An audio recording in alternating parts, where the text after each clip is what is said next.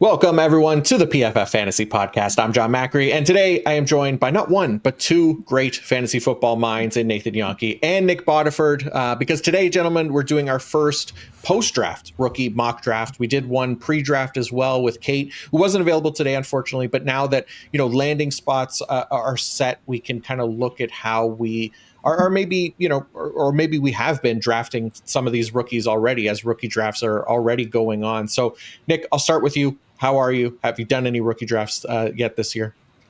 Yes, I'm currently in my fourth rookie draft right now, slow draft, and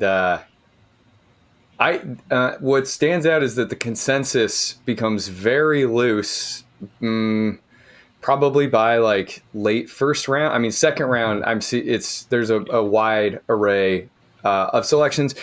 But how about you? How are you, and how many rookie drafts have you done, John? Yeah, I'm good. I think I've done 3 so far, and then I've got like a whole bunch more still to do. Some of them are slow drafts, some of them are live. So it'll still be busy here for rookie season. But yeah, 3 for me so far. And Nate, I know we've done, so many episodes already covering these rookies with more to come as well. So, it feels like we've already done like 50 rookie drafts with how often we've been writing and talking about these players and their values. But how are you feeling here heading into our first mock draft?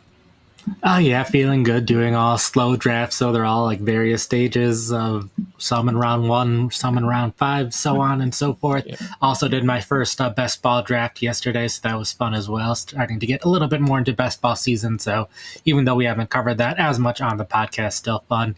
Trying to get a little bit of best ball in before the schedule is released and everyone goes crazy of who's playing who in week 17. Right. Yeah, of course. Yeah, that'll be, I guess, next week, right? Is the schedule released for the NFL, right? They announced that during the draft. And yeah, just making more of a spectacle of it as always. But before we even get into our rookie draft, we also had the news of a trade today between the Dallas Cowboys and the Pittsburgh Steelers, where the Steelers send George Pickens to the Cowboys. Nate, what were your kind of initial thoughts on this move, I guess, for both sides here?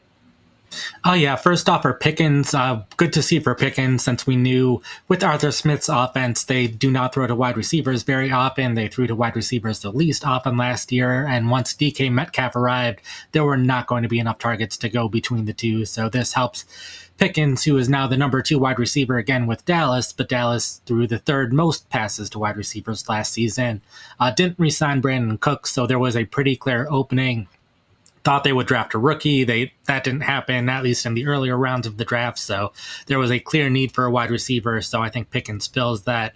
A lot of it will just depend on how well Dak Prescott is playing. He wasn't playing all that great to start last year before his injury. So he is starting to get to that age as well where you start to get a little concern for quarterbacks. So I think that'll play a ton into Pickens' fantasy value. But I think there's definitely a higher ceiling in Dallas than there was in Pittsburgh. With the Pittsburgh players, obviously good news for Metcalf. We kind of expected Pickens to get traded at some point, so opinions haven't changed too much on the Steelers receivers. Good news for Calvin Austin, who was playing better on the outside than the slot, so might not get to a point where he's fantasy relevant this year, but hopefully we see him develop. Roman Wilson, another wide receiver we barely saw last year, so hopefully he gets more time. And then Dallas, not worried about CeeDee Lamb. There were more than enough targets to go around for Lamb and another player. Now we just know who that other player is. So Lamb should be fine. Only concern there is Pickens plays almost entirely on the outside. And while CeeDee Lamb plays all over the place, his yards per route run are notably higher on the outside than the slot. So he might be playing a little bit more in the slot, but still going to be a first-round wide receiver. Bad news for the rest of the players, probably most notably Jake Ferguson, who probably wasn't going to be a starting fantasy tight end this year anyway, but now might not even be one of those top backup options. Yeah, kind of a bummer for Ferguson. I could see that for sure. And I mean, the big question, like for Pittsburgh too, like who is going to be throwing these guys the ball as well? Like it's just DK Metcalf right now. I don't know. How about you, Nick? Did you have any other thoughts on this kind of move here for Pittsburgh or Dallas?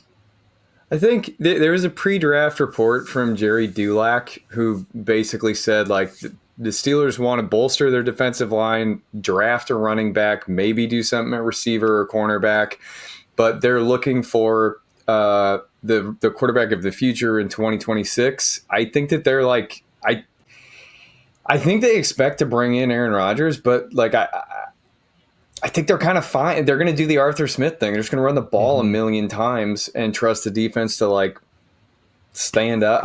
So anyway, DK Metcalf, he'll get the volume regardless of who's there. If it's, I don't know. We'd prefer Aaron Rodgers to be there, but like, it's not like his deep ball is anything special at this point. Like, so I think you feel good about Caleb Johnson. Yeah, I think that's a fair way to look at it. Yeah, I'm just like, I guess I'm just surprised, right? Like, we'll see what happens. Obviously, there's still offseason here to go and Aaron Rodgers can get brought in or whatever. But it just feels like the Steelers offense kind of continues to deteriorate more than anything this offseason, right? Like, still no quarterback in there. Trading away George Pickens, like it feels like in what is probably going to be the last year for Mike Tomlin, if they don't have some success, like they haven't really set him up to kind of have that success, at least on offense, right? Like it feels like he's been somebody that they've talked about, like not, getting past the first round for a while in the playoffs and stuff like that. So a little bit of talk around him and, potentially them moving on, which I guess I'd be surprised. But at the same time, right now, it doesn't feel like they've set him up to succeed this season. But again, there's still some time, I guess, this offseason where who knows what if Aaron Rodgers will come in or whatever. But yeah, I don't love this offense at all for Pittsburgh right now. Omar Khan setting up Mike Tomlin to stumble, get ousted. Who knows, man? From John.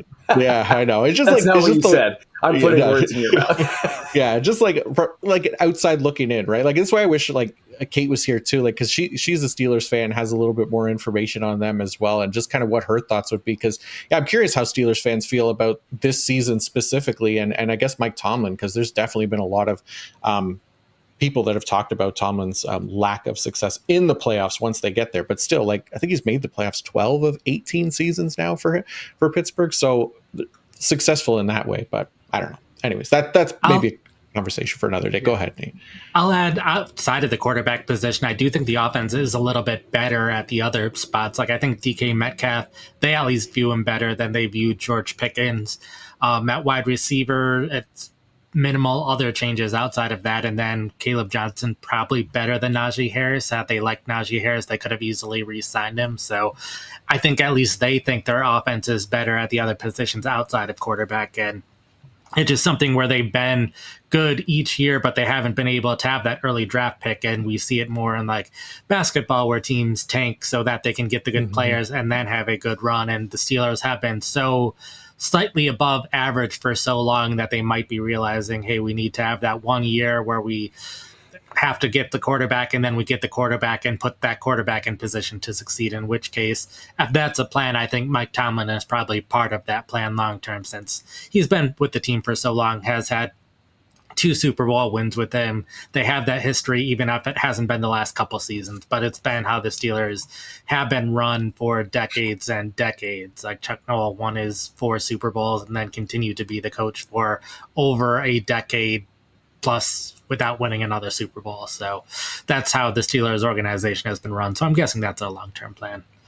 Yeah. It definitely could be, right? Like it's just kind of my, I guess, knee-jerk reaction here, kind of watching this team through the offseason kind of fluctuate a little bit about, what their offense is going to look like and stuff. So we'll see how it shakes out here in the season. But yeah, I don't know. It feels like there's a chance that they can end up in the bottom half of the league here and maybe look for a quarterback of the future down the road as well. But let's go to the rookie draft now, guys. And we did this again pre-draft. We treated it as a 1 QB format. This time around, we're going to change things up a bit and go with a super flex format. So basically the option to start 2 quarterbacks in your lineup, which is naturally going to push up their values as they become more scarce. So I'm interested in seeing how things shake out here between the 3 of us and how we're valuing this arguably weaker quarterback class and mix them in with our skill position players. So Nick, pre-draft, you picked first overall. So I've moved you to 3rd this time. Nate will pick first. I'll go second, and we'll just keep that order as we work our way through the picks. So Nate, that means you are on the clock here for this Superflex rookie draft. Which way are you going here?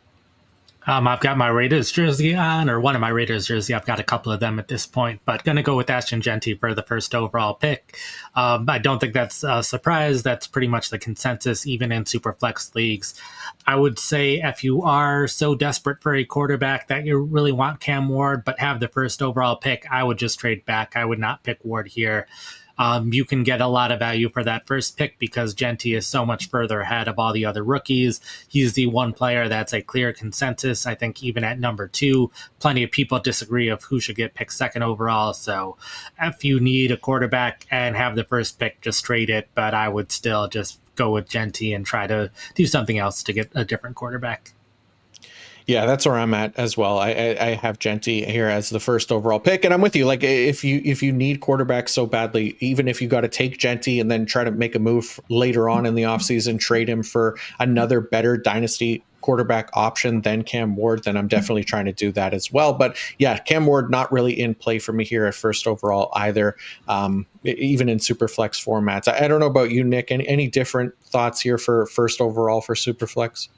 No, there was a period when I did view Cam Ward as the pick here in this format, but I think that Nate made salient points there, and I've come to take the same position that Ashton Jeanty, he goes number 1.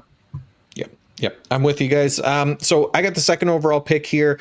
It's a few options here, but as usual, I'm going to let my Travis Hunter love make its way in here to the second overall pick. And oh my God, what have I done? There we go. Yeah, so Travis Hunter is going to be my pick here at the 102. I know this is not always going to be the case here. You see that he's got a DB wide receiver designation. This isn't an IDP league, so we're assuming that we're not getting points for defensive scoring. But I think even still for me, like the risk of Travis Hunter not playing full-time snaps at wide receiver still isn't enough for me to kind of let him fall past this spot. Like I think even if he is around that 75% snap share, I think that they're going to find ways to feed him the ball, get him a lot of design touches in Liam Cohen's offense, especially, the team has also moved on from Gabe Davis. That also happened today where they released him. So there's a little bit more room there for Travis Hunter. Not that I think it mattered too much, but I do still believe that, yeah, Travis Hunter is going to get the ball a ton whenever he is playing offense. If you are in leagues that reward defensive points for offensive players, then even better. You're going to get another bonus points that no other player is going to get here. But either way, for me, Travis Hunter, he's going to stay as my 102 at this spot. But I understand not everybody is going to feel comfortable with that kind of risk here this early. Anybody else? Yeah, I guess. I mean, Nick, I'll let you pick your 103 and let me know. Like, would you have gone a different route here at 102 as well? I've done both. I've gone Okay. Travis Hunter here, and I've gone Omarion Hampton, and I've traded out of the pick. Hunter is awesome. I mean, I think he in his last season averaged, or maybe his last 2 seasons, averaged more than 2.00 yards per out run, both in the slot and out wide. So he's a perfect chess piece that they can just drop in there. They'll scheme him looks. I'm not really that worried about the, part-time defense thing. I think that he could still like lead the team in first read targets, just because whenever he's on the field, it's going to be a play for him, or he'll maybe not every time, but they're going to feature him. It's an exciting pick. I agree with him being taken number 2 here. For number 3, I'm going to go Omarion Hampton, running back, Los Angeles Chargers. I think what's so cool about Hampton, so last 2 years, he's averaged more than 1,000 yards after contact as a rusher. Finished with 1.40 yards per out run in his final season. Yes, he did work via a negative average depth of target. We, kind of prefer if the guy can work downfield a little bit, but he was still supremely efficient while doing that, and he totaled he totaled 75 targets over the last 2 seasons. He's maybe not like a Travion Henderson type receiver, but he has viability, or he has the ability to function to some degree as a 3-down player. He will have to unseat Najee Harris at some point, but I think he'll just do that. So Omarion Hampton, I think you're looking at least a 4-year starter, if not longer, or 3.5-year starter, if not longer, in an offense that really wants to run the ball. Yeah, no, I'm with you. I have the exact same option here as my third overall pick, even in Superflex. How about you, Nate? You got the fourth overall pick. Were you thinking Hampton here or McMillan, or maybe quarterback as potentially as early as this? Where are you at going into this fourth pick? I would have gone Hampton. I would have gone Hampton at 2, even in this kind of format. Mm-hmm. I agree with everything Nick was saying, especially I'm very curious to see how this offense will look with the coaching staff's history with running the ball, but also having Justin Herbert at quarterback. So I'll be curious exactly how run heavy they get, but even with how run heavy they were last year, if you give Hampton a lot of those touches, I would think he'd be very successful. So I could see him being RB2 going forward, but I could also see a case where the Chargers decide to go very run heavy and give Hampton the ball a ton, in which case he'd be an RB1. So I think that's within the range of possibilities. But I'll just go with the next player on my board, going with T-Mac out of Carolina. I was very happy with the landing spot with him going in the first round. Really like him in the offense. Bryce Young was doing really well to end last season, was a top 10 quarterback by PFF passing grade over the second half of the year. And with the coaching staff and their history of throwing to X receivers, I think a lot of touchdowns will be coming his way. And we saw last year that there weren't a lot of wide receivers who were consistently catching touchdowns. A lot of teams spreading out where those touchdown passes were going. So I think that could make him very valuable, especially initially in his career. Yeah, I'm with you. This is basically the exact way that I have my top 5 ranked here. And part of that was me taking Travis Hunter at 102 here to kind of manipulate things a little bit. But I think this spot here, like 105, with those top 4 off the board, is kind of where I finally feel comfortable taking Cam Ward in a super flex format, right? Like, I think you can, make the argument to go one of the other positions, but I think just with quarterback being as valuable as it is in a super flex format, Cam Ward's going to be my 5th overall pick here. He doesn't have the rushing upside necessarily of, other high-end fantasy quarterbacks, right? Like, we're looking at him. He averaged 4.7 rush attempts per game for his college career. That's lower than Jackson Dart. It's lower than Dylan Gabriel. It's lower than Shedeur Sanders. It's lower than Tyler Shuck. Definitely lower than Jalen Milroe, right? So there's not that kind of upside with him. And I think if there was, that would potentially push him a little bit higher on boards here. We'll see how it shakes out in Tennessee, but he's going to get opportunity here. He's the 1st overall pick. He's going to be their starter for this season, potentially beyond that as well. Obviously, if he shows any signs of life, which I think he's capable of. So, not going to let him fall further than the 5th overall pick here. That puts you on the clock here, Nick. Brutal listing his rushing attempts behind Shedeur Sanders, because I am at least kind of in on the idea that he can run the ball a little bit, or that he will run the ball a little bit. But it's close. It's close at least, right? He's 4.7 attempts and Sanders is 5.2. So it's 4.7. It's pretty comparable. All we need is over 4. I mean, ideally it's like 6, true. but I think 3.5 was the QB1 average at least like 2 years ago or something. Last time I ran through all of that. So okay, here I am. Next one up on the clock. I think I'm just going to hit a single here and go Quinshon Judkins, running back, Cleveland Browns. I think you can go a variety of directions with this pick, but they have their guy who can basically, it's inappropriate to say this, but kind of be their new Nick Chubb. He's not Nick Chubb. He's not going to be as good as Nick Chubb. Probably not as good as going to be as good as Nick Chubb. But we know how this offense likes to run. It's a well-designed rushing attack. They got a lot of offensive linemen. They have maybe half that in terms of the number of knees that the offensive linemen have, but they have a lot of offensive linemen who are at least proven starters or were at some point in time. Quinshon Judkins, we like the draft capital, we like the landing spot, we like the volume. Don't like the quarterback situation, but hey, maybe if Dylan Gabriel shows up, we'll be all good. Judkins, I think he can hit 200 carries in year 1, and I say that, and now Nate can tell me why I'm probably wrong and haven't done the math. Anyway, to you, Nate. What did I get wrong? I would have got Judkins with my pick. All right. Yeah, I am higher on him than it seems like a lot of other people. I've seen him falling a little bit because they like some of the other options, but he should be the workhorse running back in this offense on a team that doesn't have a quarterback. So I expect a lot of volume early on. This is probably one of the hardest picks that I've had because this is where I have Jackson Dart. So I'm going to go with Jackson Dart here, but there are a lot of other players on the board that I like. I'm not the highest guy on Jackson Dart. I know our big board wasn't very high on him, but for the Giants to spend the amount of draft capital they did to trade up to get him and their need for a quarterback in this kind of format, he's going to get playing time as a starter at some point in the NFL, and he does have a little bit more of that rushing production, at least in college.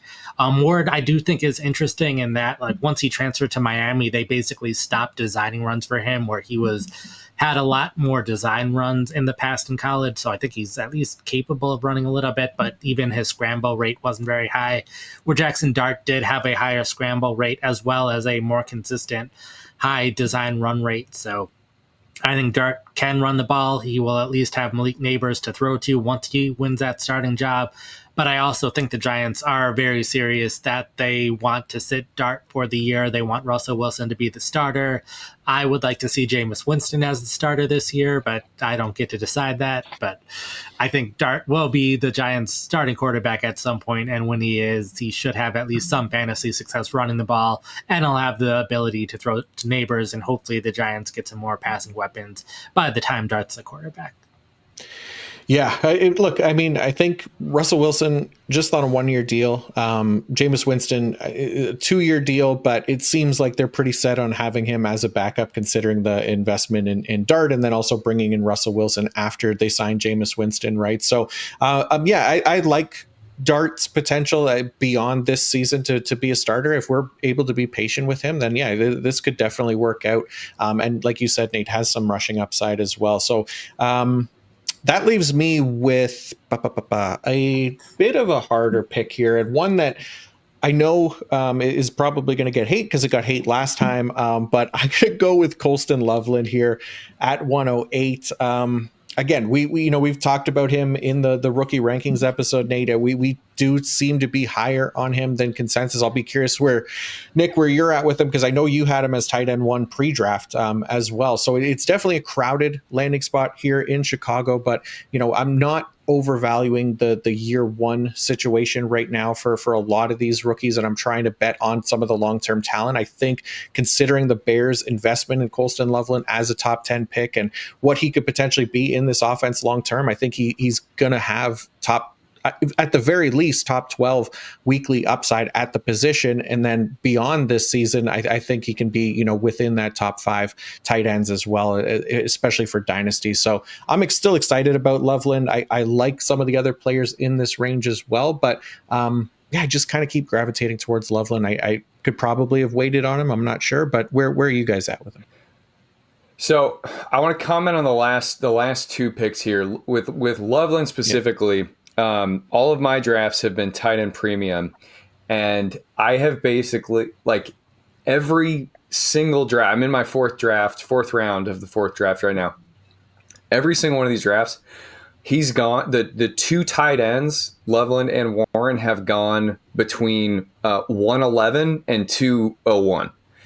So I don't know that you have to. I think we might be able to, if we're on the clock here and you want Loveland, I think you can trade back 2 picks and still have a good shot at getting him. The thing with Chicago is just that it's a shifting landscape right now. Is Rome Odunze good? Is DJ Moore on the downslope? Can Luther Burden actually play wide receiver? The answer to all of these could be, yes, Odunze is good, and no, DJ Moore's not on the downslope, and Luther Burden can be the new, like, Amon-Ra St. Brown, and then Loveland is just kind of stuck there in a really unfun environment. But it's fine to take a talented player with a good coach in an uncertain situation, especially in Dynasty, and just kind of, especially at tight end, and just see how this whole thing shakes out. So I'm fine with this pick. It's not where I would go, but I'm fine with this pick.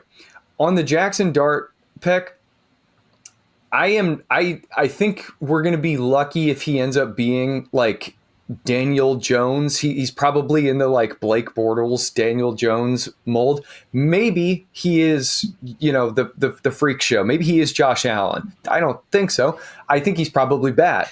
But this type of profile is very intriguing in Superflex formats. They can run. I didn't expect to draft him in 3 of 4 drafts, but I did because I got him in the early second round each time. I don't think I've seen Dart actually go in I mean, maybe he's gone at 112, but I've drafted him at like 202, 204 multiple times here. So, and I think that at that point, you got to you got to roll the dice. Like, he could also be Bo Nix. I don't think so, but when you get to this dual threat profile, you kind of just got to try it. He will probably, I think he's going to get put into the starting lineup either during the bye week or at the very end of the season when Brian Dable's trying to save his job. During that drumbeat, when it's time for Dart, and people are getting excited and the beat reporters are doing their job where they're all praising him and saying that he's so good because that's their job. That's when, if you drafted him, you say, I'll sell him to you for your 2026 first. And I don't think that you don't even have to hold on to him. You can sell as soon as the drumbeat is at its crescendo. Anyway, Nate, did you want to comment on Colston Loveland? Just in this particular draft, Loveland wasn't going to make it back to you because I was going to draft him if you weren't going to draft him, John. But okay. I will say, even if he is Daniel Jones, Jones was the top 10 fantasy quarterback in 2022. We've seen plenty of guys who, as long as they have that rushing upside, even if they're not a starter in the NFL very long, they can still be one of those top quarterbacks at the position, especially in this kind of format. And while we're optimistic about all of these guys, plenty of these guys aren't going to work out as well. We just think they will. But if you go back and look at your dynasty first round drafts from 3 years ago, 4 years ago, they're going to be filled with guys drafted in the first round who didn't work out. So that's going to happen. But a little bit more on Loveland. I know it's uncertain with all of the Chicago receivers they have, but they also spent the 10th overall pick on him, or 9th overall, whatever it was, that top 10 draft capital on him, where that still means something, that they were willing to invest this much in him. They invested more in him than they did in Burden, and they drafted 2 receivers when they already have 2 receivers. So either it's going to be highly competitive, or they don't like one of their 2 receivers or both of them as much as we like those receivers. So I'm fine with it. And even like, this is Ben Johnson's offense we saw in Detroit. Amon-Ra St. Brown was a top fantasy wide receiver. Sam Laporta was the top fantasy tight end. Jameson Williams was doing a little bit 2 years ago, but not quite as much. Laporta, not quite as good last year for a number of reasons, but it's possible that an offense can have this many weapons, and Chicago was not going to have the same receiving threats out of the backfield as Detroit had. So we've seen this work in Detroit with the same offensive mind and a top fantasy tight end. Whether or not Loveland reaches the number 1 overall tight end this year, probably not going to be number 1 overall, but all it takes is to be top 12. And we saw last year just how rough the tight end position was.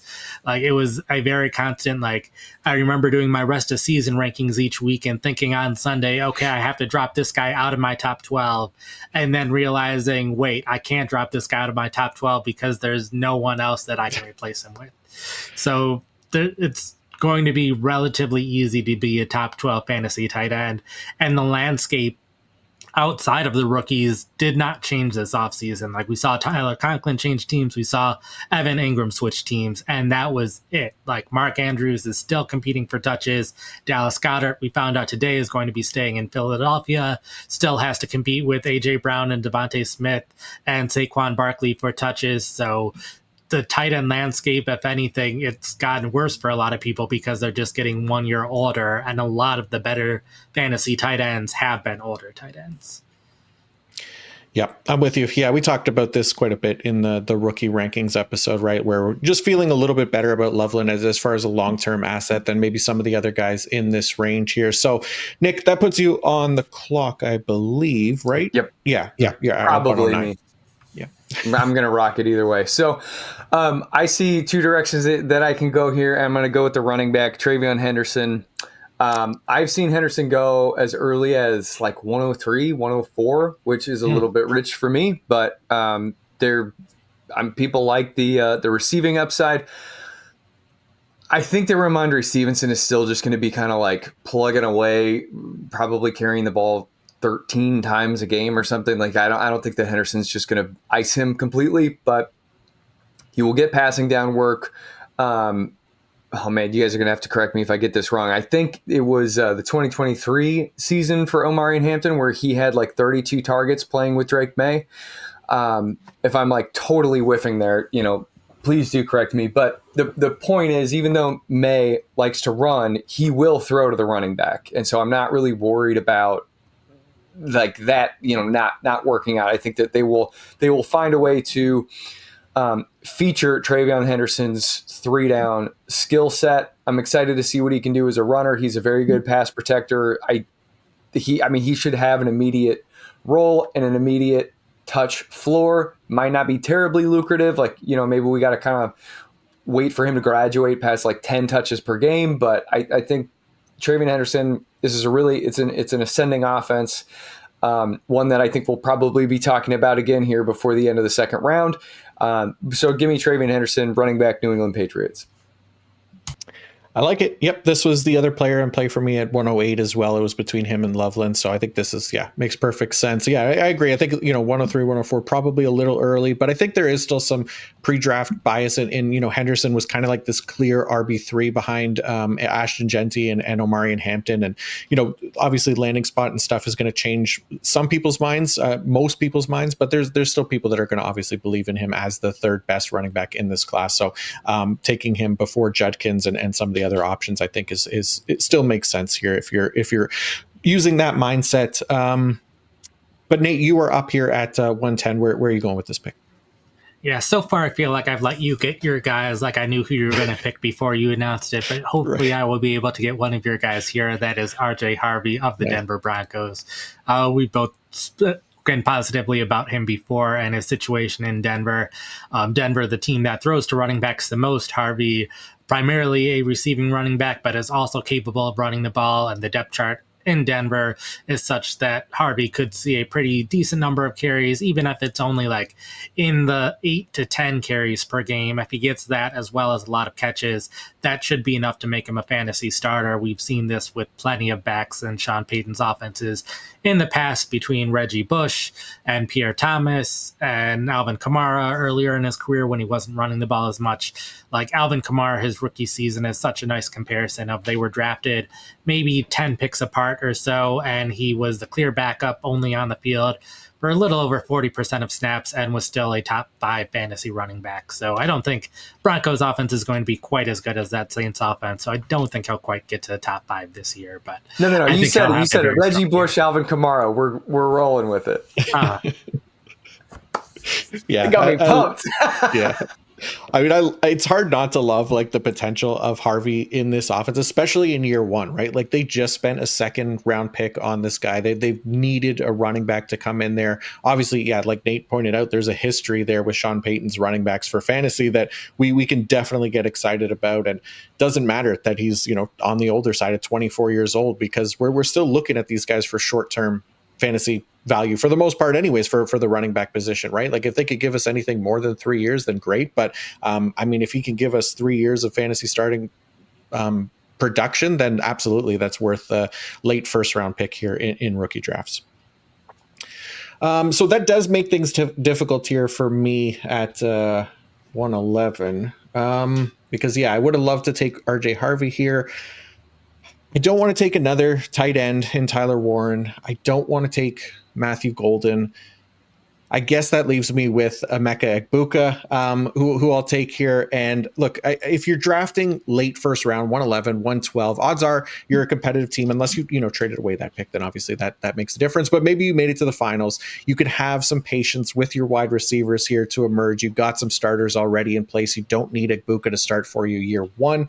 I think considering Tampa Bay's investment in him as the 19th overall pick as well, like there's definitely long-term potential here for Egbuka. I know, Mike Evans, 32 years old. Chris Godwin coming off injury. He's got a 3-year deal. I think he signed this offseason, right? But still, he's 29. He's going to be on the back half of his career as well. So I do think that Egbuka will have a shot to emerge here sooner rather than too much later. Like, I don't want to say year one, but like there's definitely potential here for him in year two and beyond. And I think for where we're drafting now and some of the other options available, Egbuka kind of makes the most sense for me for who I want to throw my darts at as the 19th overall pick in the NFL draft. I want to chime in here. So Egbuka, he's obviously an extremely accomplished slot receiver, and his perimeter receiving sample size is smaller. I tweeted this out a couple of days ago. In the slot, 843 receiving snaps, 201 targets, 24.9% target rate, 2.48 yards per out run. From the perimeter, career perimeter receiving snaps, 289 receiving snaps, 74 targets, 26.8 target rate, 3.03 yards per out run. Smaller sample, better numbers. Yeah, we can kind of expect that. But, I mean, it's at least a positive that he does have the stronger small sample when he's lined up on the perimeter. I kind of think that they're just going to let him compete wherever. I don't think that they're billing him necessarily as Chris Godwin's direct replacement. I also do want to say, though, Chris Godwin's ankle came off of his body. Yeah. Like, he dislocated his ankle, and yes, they did sign him, but sometimes teams make decisions, Kirk Cousins, let's say, where they think that everything's going to be okay in injury recovery, and then they see, oh dear, the foot doesn't work, and we got to course correct as quickly as possible. I mean, we saw it like, you watch what the Cleveland Browns did with Deshaun Watson, where it's like he can't play anymore and he's awful generally. But they just they stayed with the guy for like 3 years till his Achilles ruptured. And the course around that was, well, they can't cut him, they can't trade him, they can't bet what you. The alternative is that your franchise suffers. So you either course correct quickly or you pay the price. I'm not saying that I know that Chris Godwin is like having complications in his recovery, but again, the ankle came off of the body. Like, I don't think we can just go, yeah, he'll be fine. And they did sign him, but maybe they're learning new information. I don't know. Mike Evans, his hamstrings. Mike Evans is going to go for 100 yards every single game he's healthy, and then his hamstrings will just, they're tattered. They're like long coattails flying around behind him. Egbuka could have a role in year one. Maybe he won't, but I want to bet on the talent. I like the offense, and he has multiple ways to get into the starting lineup aside from just his own intriguing talent. I love it. Yeah, I'm chuckling to myself thinking about like the medical team on Tampa Bay using your quote, "Oh dear, the foot doesn't work," when they're studying Chris Godwin. But yeah, hopefully Chris Godwin's okay. But again, like you said, there's definitely valid injury concerns there that maybe he's not even ready for week one, right? So Egbuka has a chance to get on the field there as well. So that's where I'm going. Nick, that gives you a chance here to close out the first round. Where would you like to go? Yeah, so that was going to be, I was going to go Egbuka, and I typically see Egbuka go like 106 to 109 probably. So this would be a really nice value if he falls to 111. I think here I'm going to go Caleb Johnson, running back, Pittsburgh Steelers. Good outside zone guy, landed in an outside zone scheme. We know that Arthur Smith just wants to frustrate everyone by doing one thing, and that's running the ball north-south. Jaylen Warren,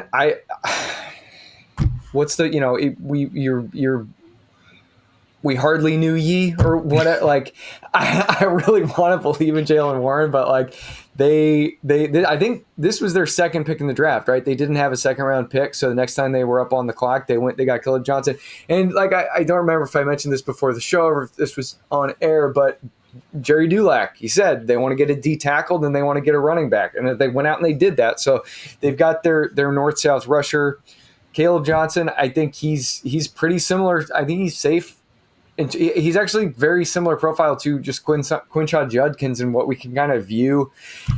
in year one, they don't know what's going on at quarterback. They're going to run the ball a boatload. I think Caleb Johnson, super exciting pick here if he tumbles to the 112. I like it. I like it. Nate, what do you think? Where are you going here? Would you have gone the same with Caleb Johnson? Do you have other thoughts here for how you want to go 201? Yeah, I had Johnson just a tad lower, but I'm fine with Johnson here in general. I will say I don't think this is the death of Jalen Warren, though. I think with how much Arthur Smith runs the ball, that both running backs will be able to see significant touches. There were like injury concerns last year with Warren, but 2 years ago we saw both running backs finish around the top 24 among running backs, just with how much both running backs were getting the ball, and that was without Arthur Smith. And now they're going to run the ball even more probably. I do think they still trust Warren, but we could see easily both running backs get double-digit touches week in and week out, and I think that's well within the realm of possibilities this upcoming season. I'm going to go with Matthew Golden to the Packers, or for the Packers for this pick.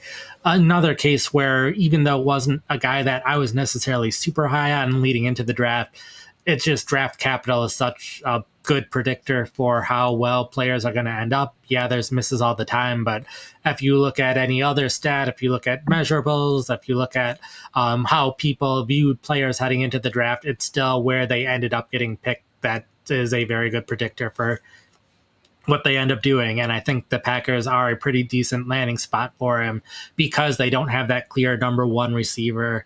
They've drafted players in the past that have seemed like outliers at the time. Some of them work out, some of them don't work out. But we saw even like when Devontae Adams was drafted, he really didn't do much early in his career. And then he becomes one of the best wide receivers in the NFL. So Golden, I think there's a lot of range of possibilities for what could happen. He could just be more of a deep threat for the Packers and only gets a couple of targets each weekend. They spread the ball around a lot, but there's also a possibility where he does become the number one wide receiver, and I'm happy to be able to get that for a player in a good offense at this point in the draft.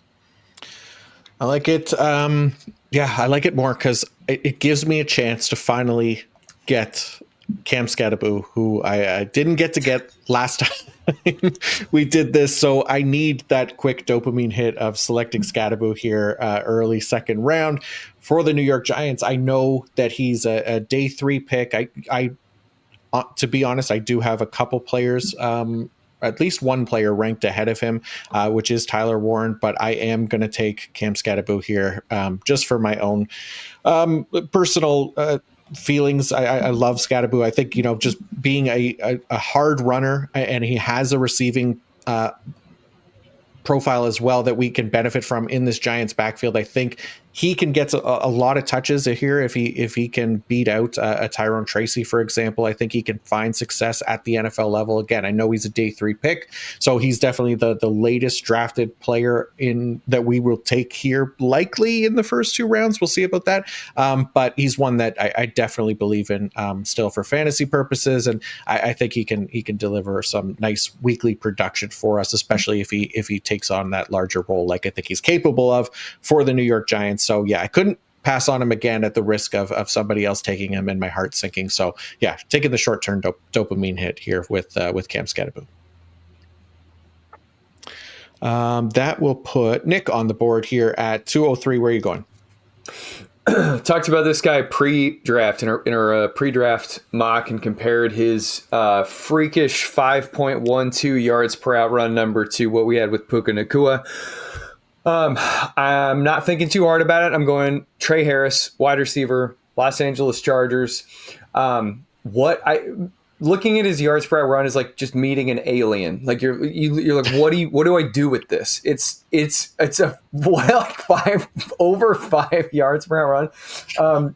I just want to bet on this, and like if I'm wrong, then I'm super wrong. But it's the type of data point where you're like, let's just roll the dice because he could be the best receiver of all time. He's probably not, but I'm at the 2-0. What is this, 203? Let's find out.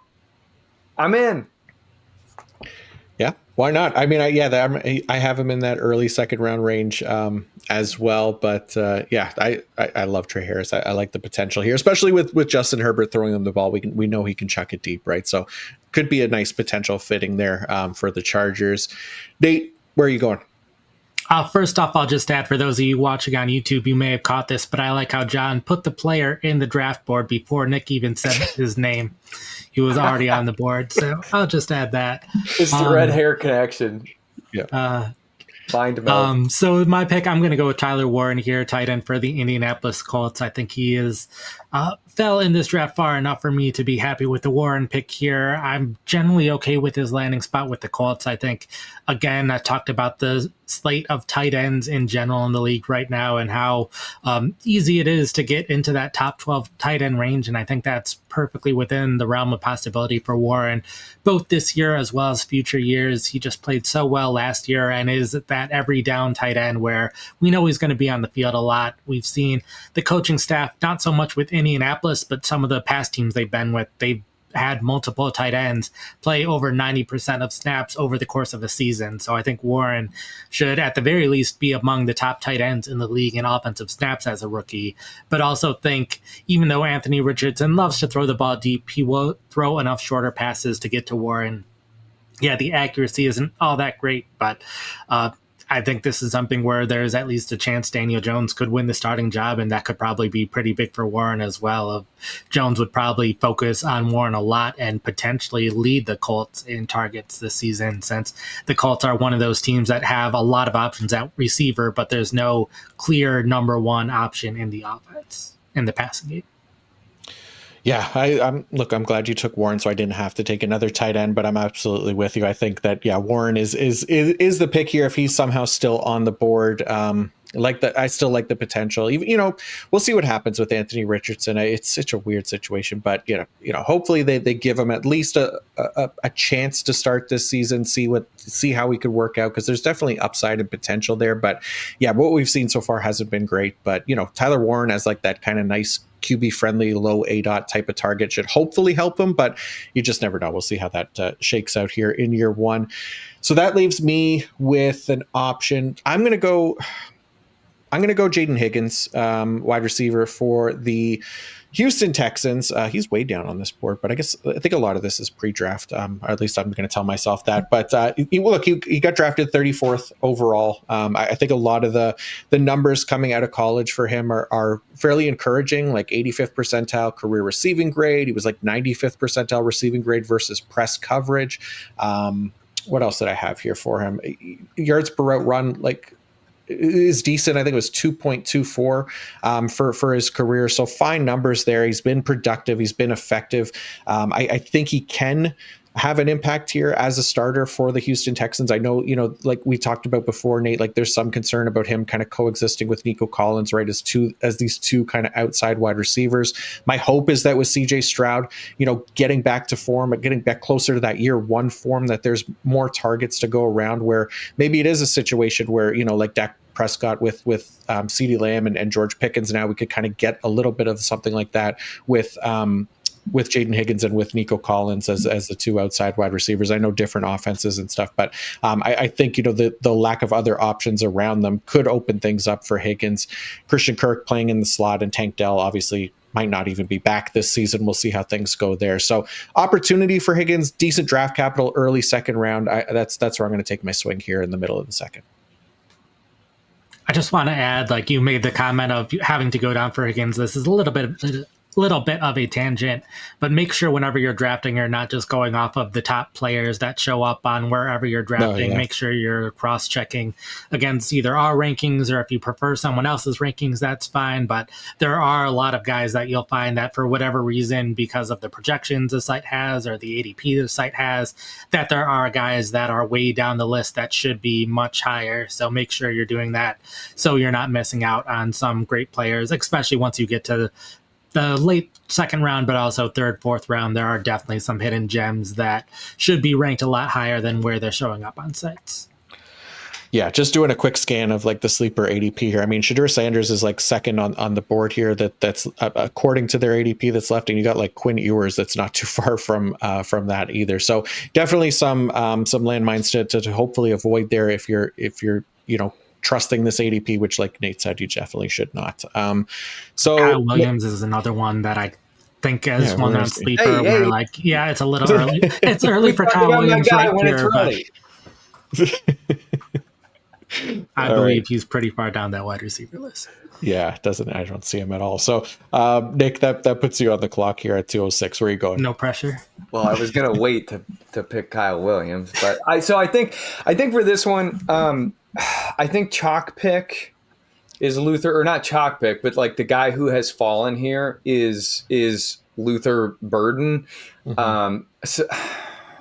Okay, this is what you should. Yeah, you should draft Luther Burden at this point. So I'll go Luther Burden. It's not who I want to take, but sometimes you just gotta like you have to draft the guy who's got the proper value, and because it's dynasty and we're investing in these guys for a long time, and like Jackson Dart, I don't really believe, but you got to take him at some point. I think Luther Burden, he is intriguing to the point that this front office invested in him, and I want to believe in Ben Johnson. There are so many moving parts in the receiving core. This guy could be good. He could be. Could he be Deebo Samuel? Could he be Laviska Shenault? I don't know, but Ben Johnson's smarter than I am, and he's a better analyst than I am. So I'm going to buy into this. I'm going to take the guy who's got a super wide range of outcomes, landed in a very cool offense, gets to catch passes from Caleb Williams, who I think is good. We're going Luther Burden here. Somebody tell me if I do it right? I think so. I think this is where I would have went as well. How about you, Nate? Yeah, I think it's either that or a quarterback here, since I think this is around the range where I start to get comfortable with some of the other quarterbacks. We have, within the last 24 hours, started to get a little bit more news on Derek Carr and his injury, and it sounds like he doesn't want surgery, or at least that's where things seem to be leaning. We'll probably get a little more clarity in the next day or two, and it'll probably make me look silly. But I'm going to go with Jalen Milroe for the Seahawks instead of going with the Saints quarterback. Milroe, we know he's probably going to be a backup this year, hopefully eventually becomes the starter, but the upside is just so huge. If he gets a chance to start, whenever he does get a chance to start, even if it takes an injury for him to get there, his rushing production was so great in college. His measurables were great. If you look at our PFF tracking data, among the fastest quarterbacks that we've seen out of college. So we know how helpful it is for rushing quarterbacks to lead to fantasy success. I think if he is in a starting lineup, he has a very good chance of being a top 12 fantasy quarterback because of that rushing production. Yeah, he has to get better as a thrower, but like Justin Fields is someone who's somewhat similar in that his rushing production has been huge. He has some of the best rushing games in NFL history for a quarterback. And even though his passing hasn't always been great, he's been a very consistent top 6 or so fantasy quarterback whenever he's been given the opportunity to start. So I think Milroe is in that same kind of category where, yeah, maybe he's never an NFL starter, but if he is, then you've got a fantasy starter on your hands. Yeah, I like that. This is exactly where I was leaning as well, Nate. I have Milroe as one spot ahead of Shuck, so I was kind of thinking that I was going to take Milroe here. But yeah, obviously, look, you mentioned it, right? Like there's a chance he doesn't become a starter, but you take the chance that if he does, like that rushing upside is huge. He averaged 8.7 rush attempts per game, 55 rushing yards per game. It ended up being like 10.9 fantasy points per game just from his rushing.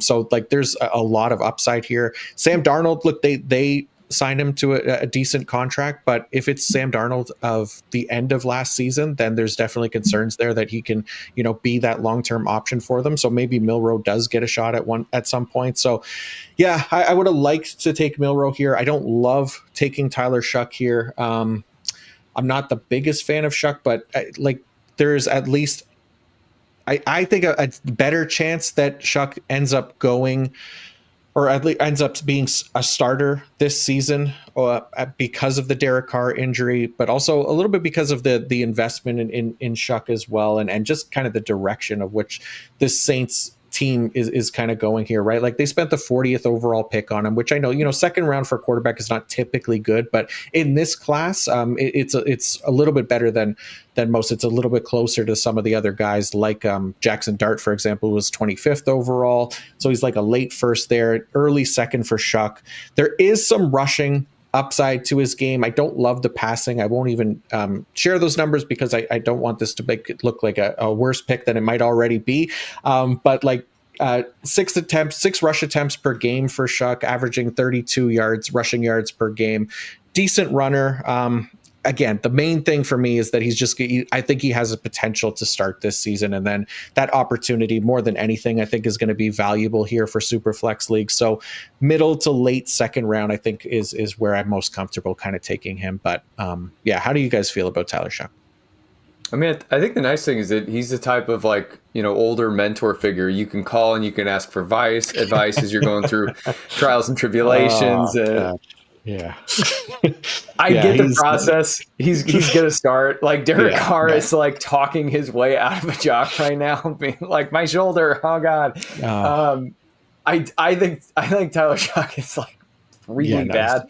I don't think so. But his receiving, like Chris Olave and Rashid Shaheed, I don't know, maybe fun in best ball. I understand the process because Superflex, you sometimes just got to have a guy that you can put in there and he'll be a starter.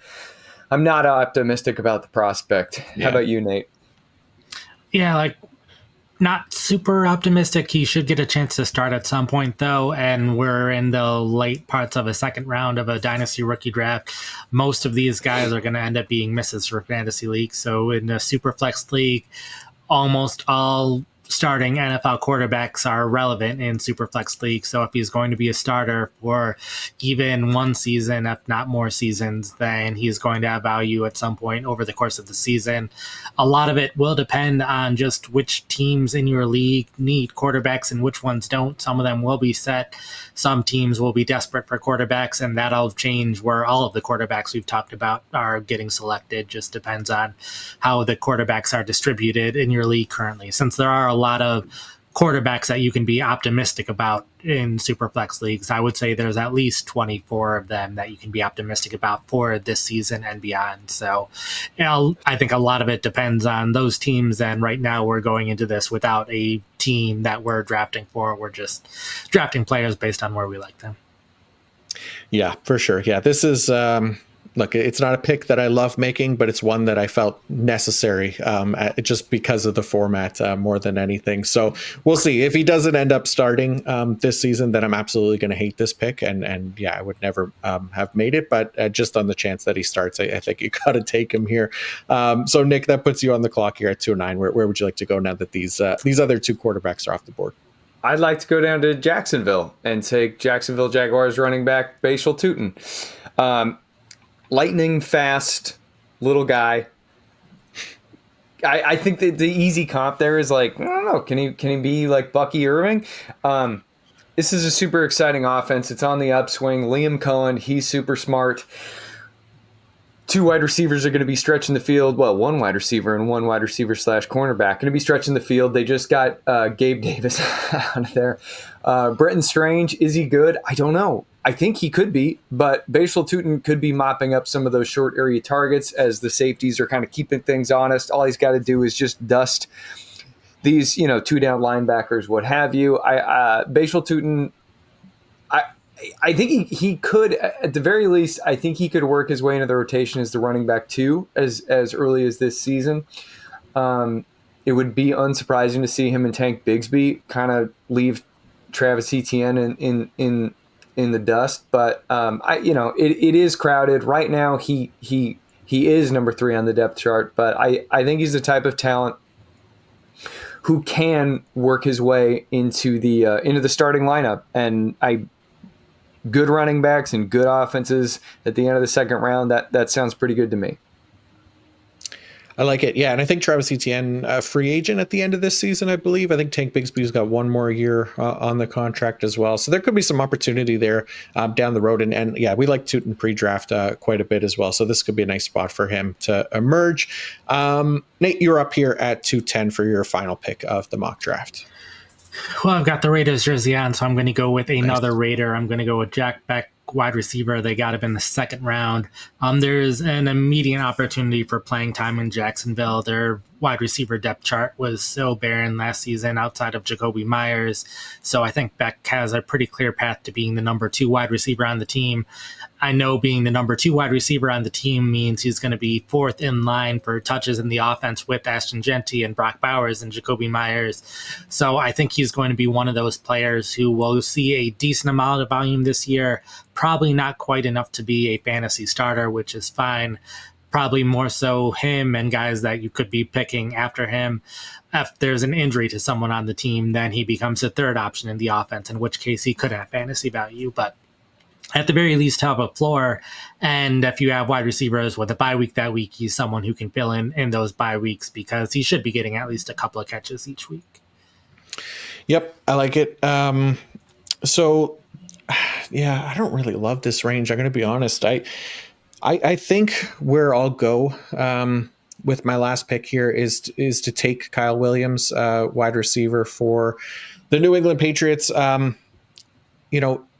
This is one, like, a lot of like the film guys loved Kyle Williams. He didn't have like this really strong like analytical profile or anything. So he's not typically the kind of player that I would gravitate to, but I also, at the same time, I trust that a lot of these film guys know what they're looking for and what they like in a wide receiver. And obviously getting early third round capital from New England to pair with Drake May, a team that needed wide receiver help coming into the year. I know they brought in Stephon Diggs, and they have a number of slot wide receivers there that could potentially kind of be interchangeable, but I think Kyle Williams gives them just another option there to either use on the outside or however they like to be more of a little bit more of a long-term option. And if the film guys are right, and the Kyle Williams love, there was talk about him, as a first rounder, I remember at some point. So ends up going early third round here. I will take the shot here for Kyle Williams and the Drake May combo.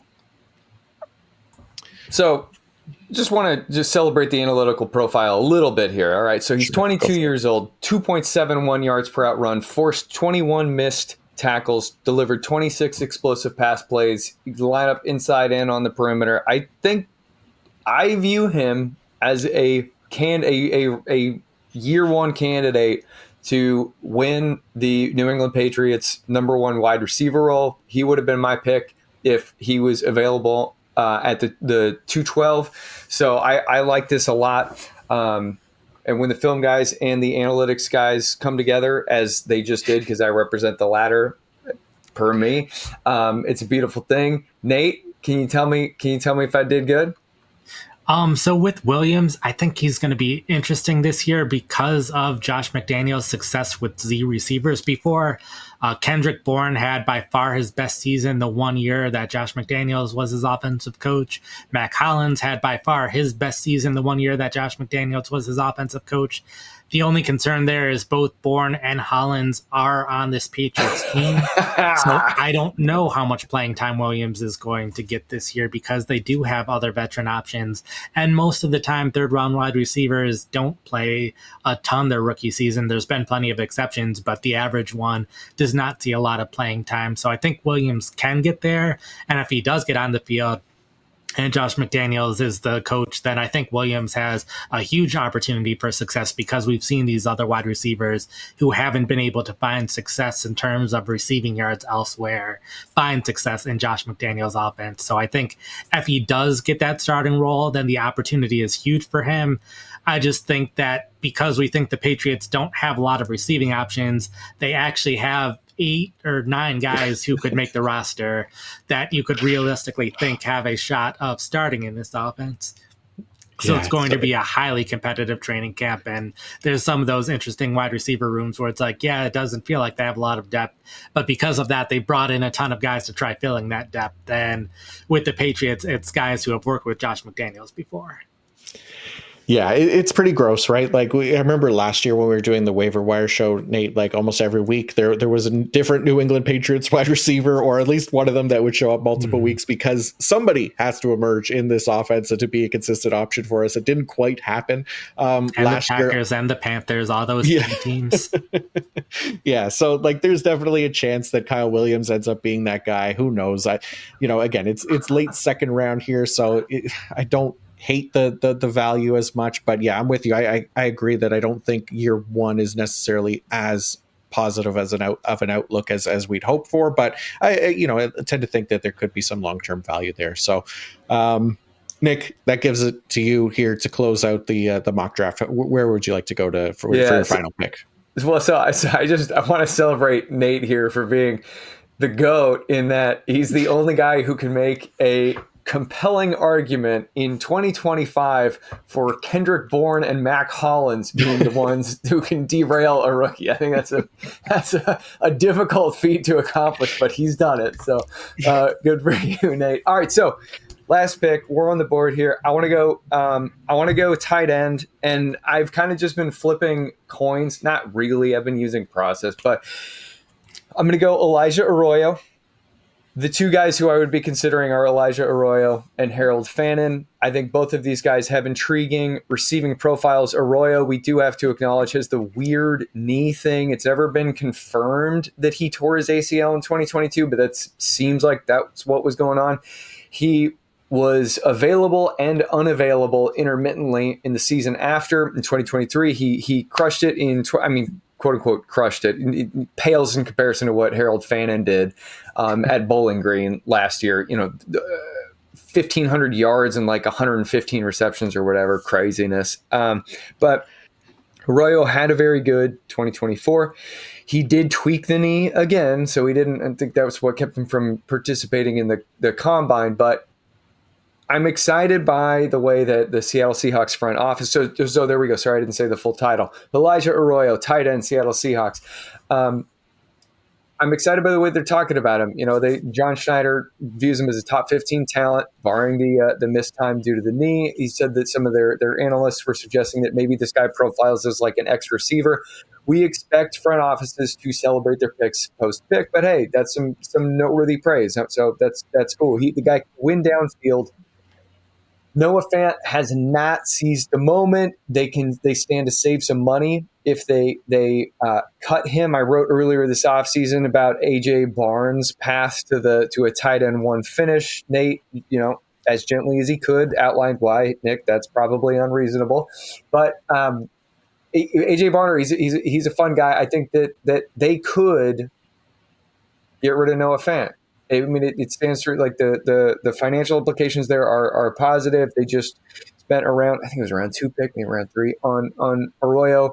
And I think that they'll be okay. DK Metcalf's out of there. They've got some intriguing downfield rookies, but I think Arroyo, he has a path to year one usage. If not, year two, he should be there, as does Harold Fannin. But David Njoku's obviously got a better grip on that starting job than Noah Fant does. So this time, I'm going Elijah Arroyo ahead of Harold Fannin.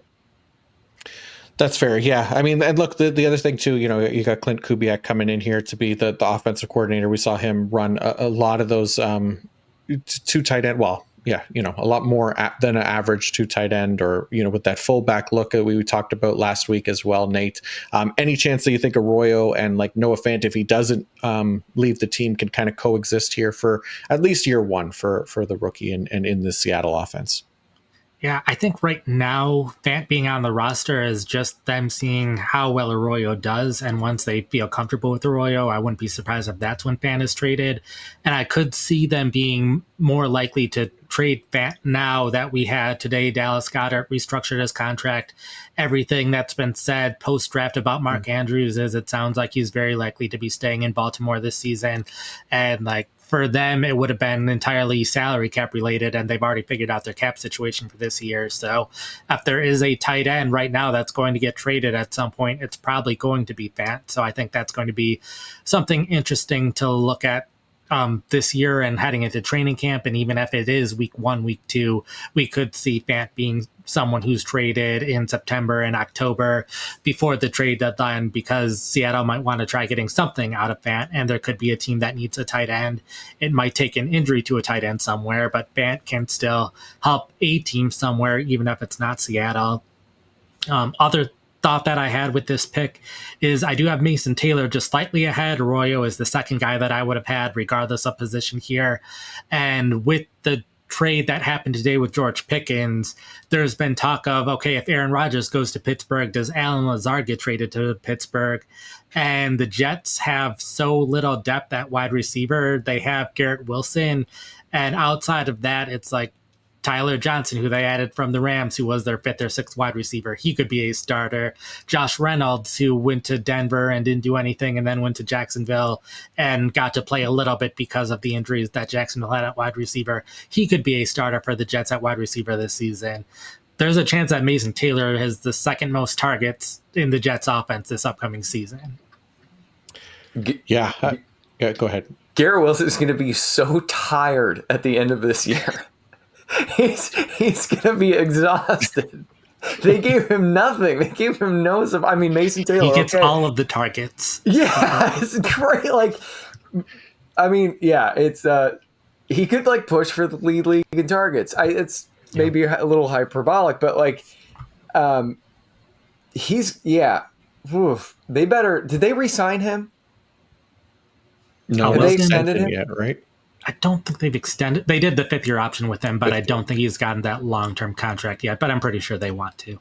They need to do that before he catches 140 passes, because the price is going to go up. Yeah, it's going to be an interesting season for the Jets, no doubt about that. But yeah, I really enjoyed this exercise, guys. That will close it out here after 2 rounds of a rookie draft. Nate and I actually covered rookie sleepers this week, looking at kind of the rookies who we are targeting beyond the second round of rookie drafts. So you could go back and listen or watch that if you'd like to kind of get an idea.